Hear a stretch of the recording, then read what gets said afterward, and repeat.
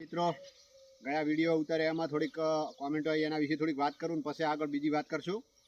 જયંતિભાઈ ચૌધરી કરીને કીધું કે ખેડૂત સંગઠન હોય તો કોઈના બાપની તાકાત નથી કે ખેડૂતોને ભાવ ના મળે. મેઘરાજભાઈ ચૌધરી કીધું કે 350થી ઉપર ભાવ હોવા જોઈએ આ મહેનત પ્રમાણે. રાઈટ વાત છે. નરેશભાઈ પટેલે કીધું જરૂર હોય એટલું જ વાવેતર કરો, એનાથી વધારે વાવેતર ના કરશો તો ભાવ આપમેળે મળી જશે. સુરેશભાઈ કરેન કરીને નામના વ્યક્તિ છે, આ વાત સાચી છે. આગળની સાલ મારી સાથે આવું જ બન્યું કે મને 1 લાખથી ઉપર પૈસા કંપનીએ ઓછા આપ્યા છે વેન્ડર અને કંપની દ્વારા. રમેશભાઈ ઠાકોરે કીધું કે નાના મોટા એક જ ભાવે હોવા જોઈએ અને બગડી જાય તો એ પ્રશ્ન એમનો છે. રાઈટ વાત છે એમની. ડીએન રાજપૂતે કીધું કે મહિન્દ્રા કંપનીના લાલ બટાકા મેં ગઈ સાલ વાયા હતા તો ઘણા ખેડૂતોએ વાવેતર કર્યું, એમાં મને અને બાકીના ખેડૂતોને પેમેન્ટ હજી સુધી મળ્યું નથી.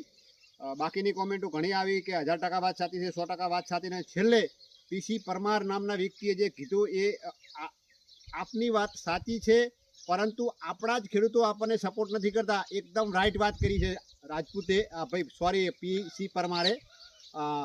આપણા જ ખેડૂતો આપણને સપોર્ટ નથી કરતા, બરાબર છે. તો આ મારી જેમ રીત હું વિડીયો ઉતારી રહ્યો છું એ જ રીતના ઘણા ખેડૂતના દીકરા દીકરીઓ સોશિયલ મીડિયા દ્વારા ખેડૂતોને જગાડવા માગી રહ્યા છે, પણ જાગતા નથી. જાગી જાજો. 50% ખેડૂતો સપોર્ટ કરે છે, 50% નથી કરતા.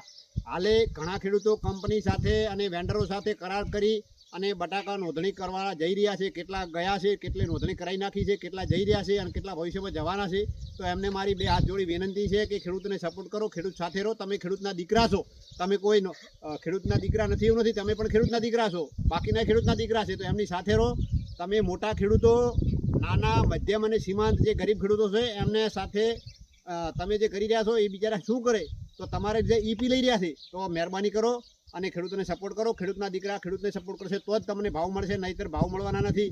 ભવિષ્ય તમારું બહુ ધૂંધળું રહેશે, બરોબર છે. તો મારી અને મારા જેવા ઘણા ખેડૂતો જે છે તમને મીડિયા દ્વારા કહી રહ્યા છે. આપણા જગદીશભાઈ મહેતા સાહેબ પત્રકાર એ પણ કેટલા ખેડૂતો માટે બોલી રહ્યા છે. એ જ રીતના બધાએ લોકો કહી રહ્યા છે મીડિયા દ્વારા, તો સમજી જાજો, નહીંતર ખરાબ બહુ સમય આવશે. એટલું જ કેવું છે, બીજું વધારે કોઈ કહેવું નથી. જય જવાન, જય કિસાન, જય હિન્દ, જય ભારત.